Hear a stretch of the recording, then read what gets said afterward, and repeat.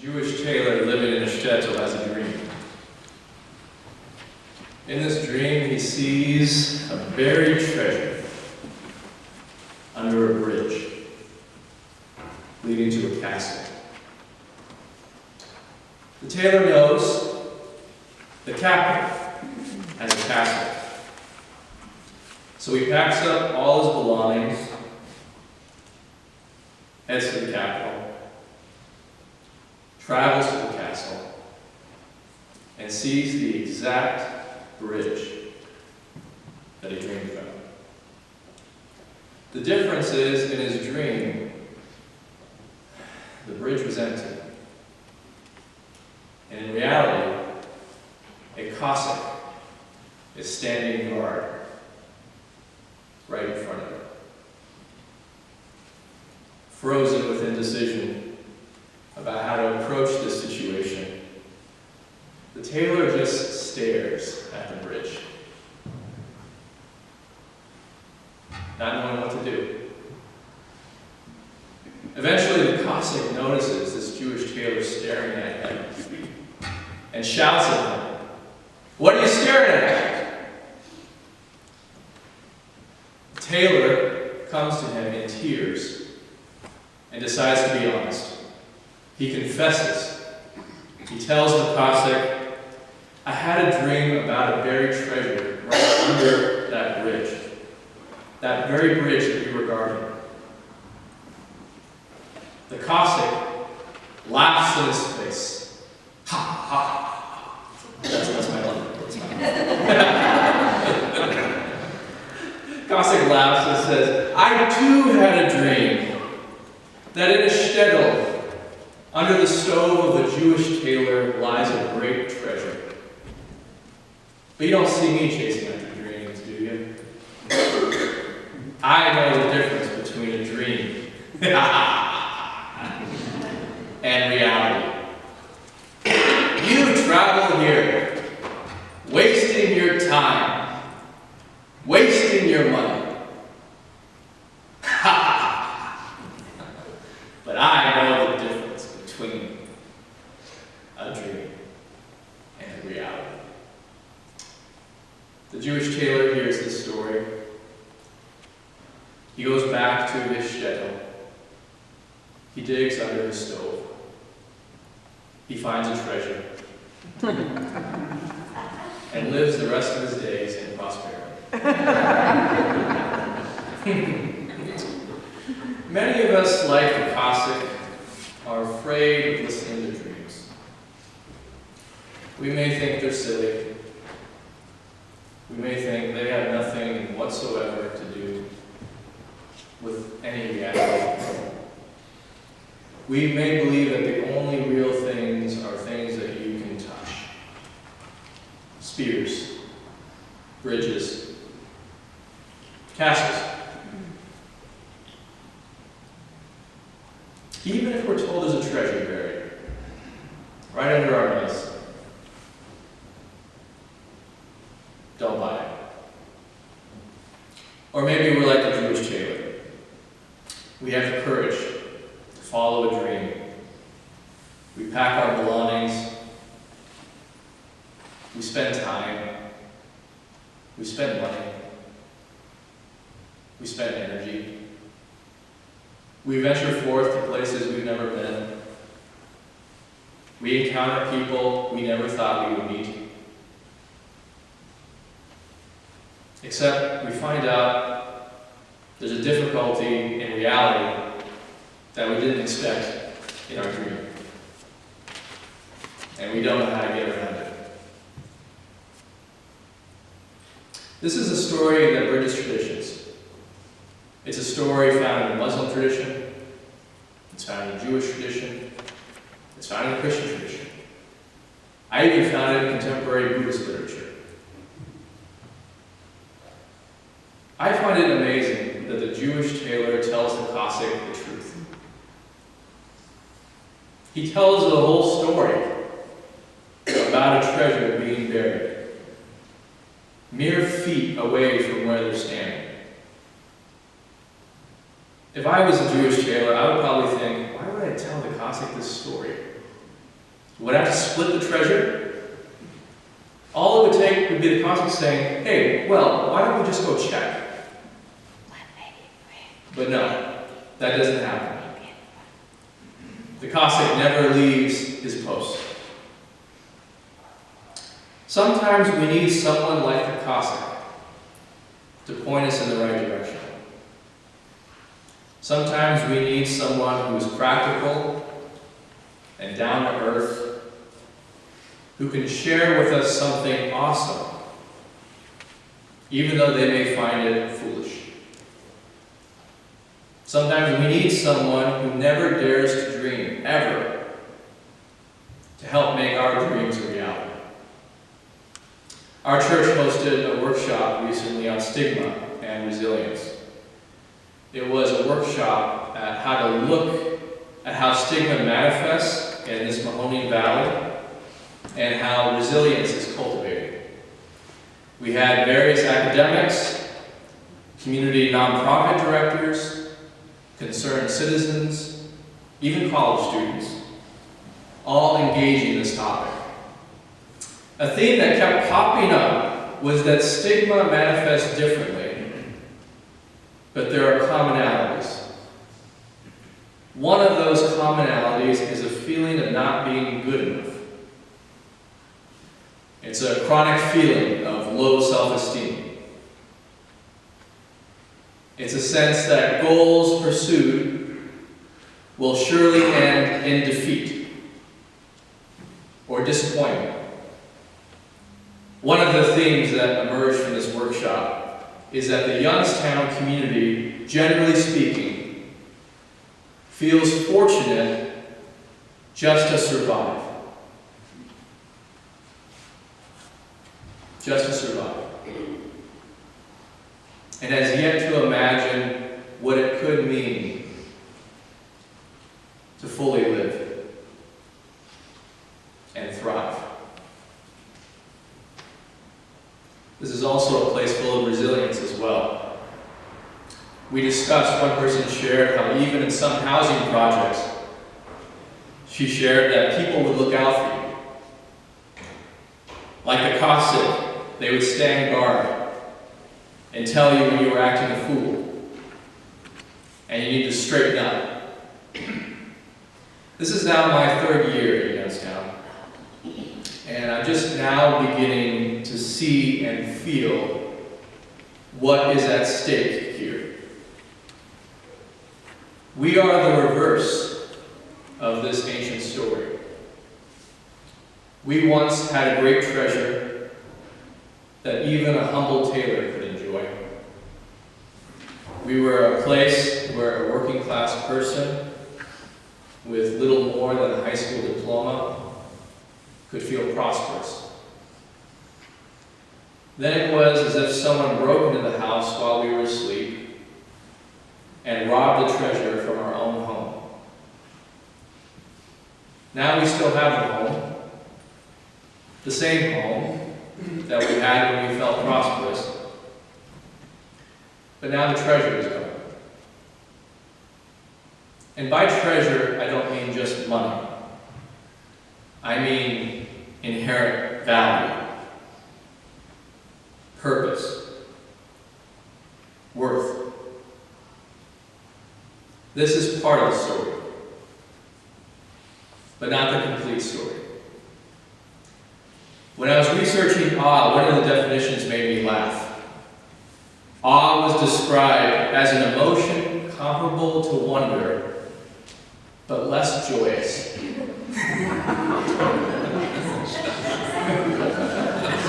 Awe is comparable, but less joyous. There is a weight to awe. It's a heavier word than joy.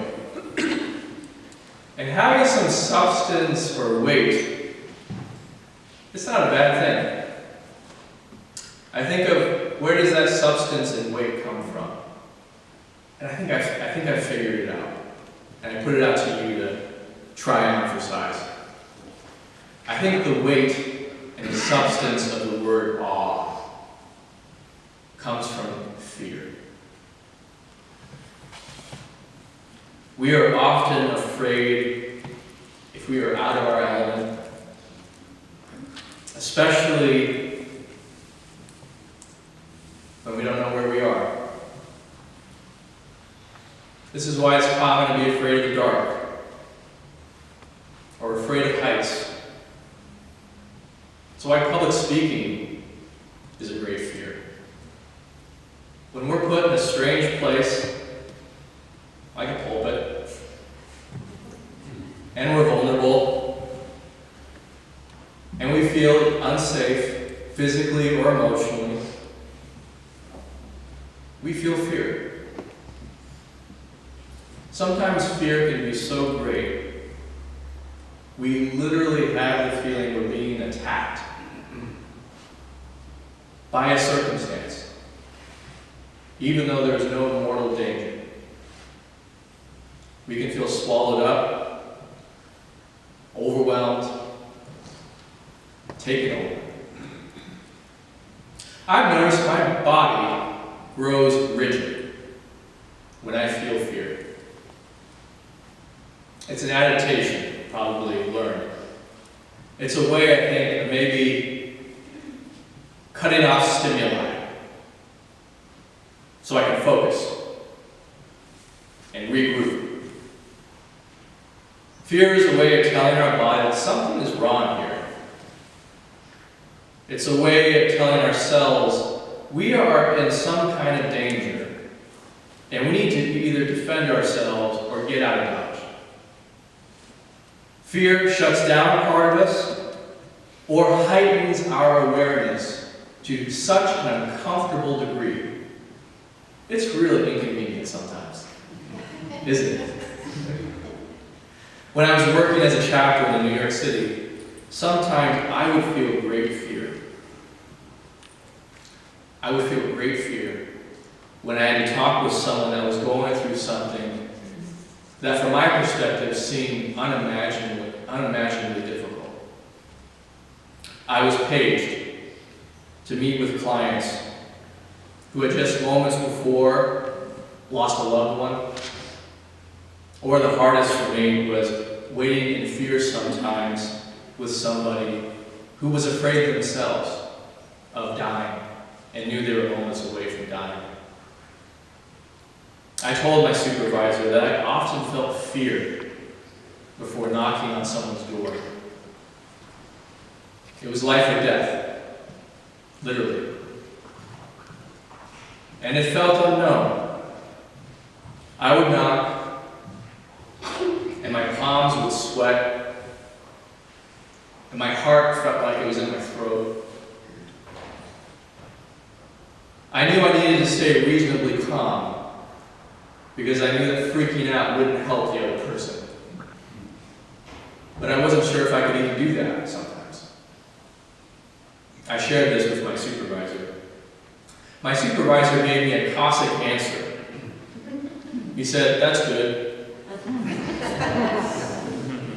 I said, "What do you mean? It's not good. It's a problem." He said, "Not a problem. You are experiencing holy fear." At that moment I thought, this guy's playing a mind trick on me. You can have holy in front of everything and make it sound holy this, holy that, holy fear. But then he explained, he said, "Are you familiar with the story of the burning bush in the First Testament, where Moses sees a burning bush?" How many of you are actually familiar with this story? I'm just curious. Okay, I don't need to teach you that. All right. Moses sees a burning bush and he's afraid. He said, that's holy fear. It's fear that leads into the holy.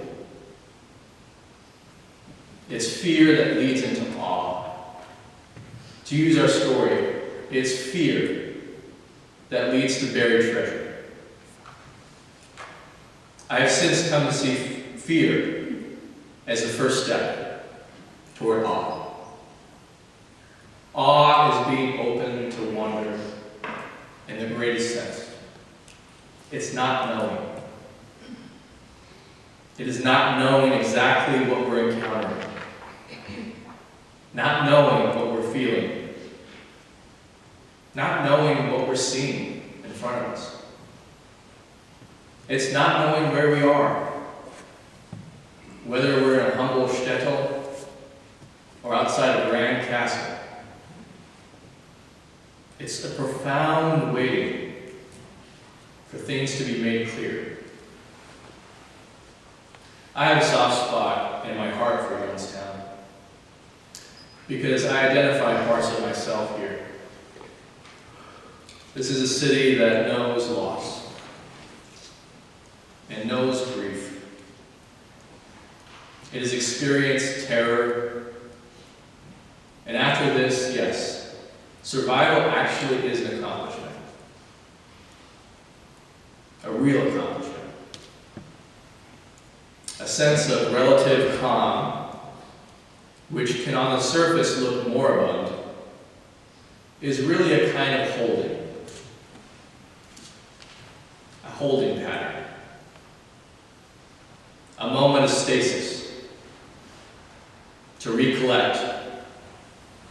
Cut off stimuli. And regroup for a bit. This is not a place full of survivors. This is a place that has survived and has birthed resilience. What are we going to do with this deep well of resilience? Now, generations deep. I'll tell you what to do with it. I got the pulpit today. Sometimes you need a Cossack to tell you in no uncertain terms what to do. So I'll play this role. I had a dream that in a pew on 1105 Elm Street, at about 11 o'clock, 11 to noon, on a Sunday morning, a great treasure would be found. To find it would require a person to become genuinely interested in every person they saw in a pew. All I require is a person to walk up to the pew and see one thing that was beautiful, even awesome, about each and every person. Then the treasure would be made known. If you're a Cossack, very practical and steady, I have another version for you. I have to say, Cossack, you're doing a great job defending this place. I know you have probably survived sieges and battles I can barely comprehend. I know you are made of sturdy stuff, and I have no doubt in your ability to survive. I had a dream that in this very spot was buried a great treasure, but now I know the truth. I know now to get to this treasure, I must dig a little first. I must dig beneath my own false optimism and cynicism. I must dig beneath my deepest held opinions, even my beliefs, to find this treasure. Thank you for teaching me not to be careless and dreamy, but to do the work that needs to be done. We need both. We need those with eyes to see and those with hands to dig. We are in Advent now, according to the Christian tradition. The time of waiting is a time of fear. It's holy fear. It's a fearful time because most of us don't even know what we're waiting for. We're just waiting. For many of us, we may feel like we're waiting for nothing. We're waiting. Frozen. Like the Jewish tailor. Unsure of what our next move should be. Life didn't go as we expected, so we're laying low for a bit, in the cold, happy to survive. We've done this last year, and we'll do it again this year. The reasons are unknown to us. We are not waiting for a Savior any longer. We've given up on that long ago. We are not waiting for the fulfillment of a dream. We'd be surprised if we even remembered what the dream was. But we wait and stand guard. And we wait. And we wait. And we wait for a dream. And if not a dream, a dreamer who is lost. And who comes to us and tells us with utmost seriousness about something that we find ridiculous. The fear may be different, depending on which role we're playing at the moment. But it's doing its job. The fear is holding us captive, stuck in place, surviving. It is good, actually. This is an important part of the story. It's just not the complete story. How do you know you're at the end of the story? I'll tell you. You know you're not at the end of the story if one thing hasn't happened yet. Rejoicing. Rejoicing is like awe, but lighter. It fills the air. It fills the sky. It fills the soul with music of yearning and then celebration. It's a marker of captivity, of being frozen, of surviving, and finding our way back home toward warmth. It's exaltation that knows grief. It's a hallelujah that's broken and knows all the money and the time that's been spent on hope, on what many call frivolous, is real. It knows the delay of gratification, indecision, and a tearful confession. We know deep in our shivering bones that we will go forward just to come right back. And that's okay. The treasure's been there all along. And it's waiting for us. And we wait for it. It's a mutual waiting. And when the time is right, it leads to an unexpected meeting. Someone, something, some situation we didn't expect. And in that unexpected meeting, we find our treasure.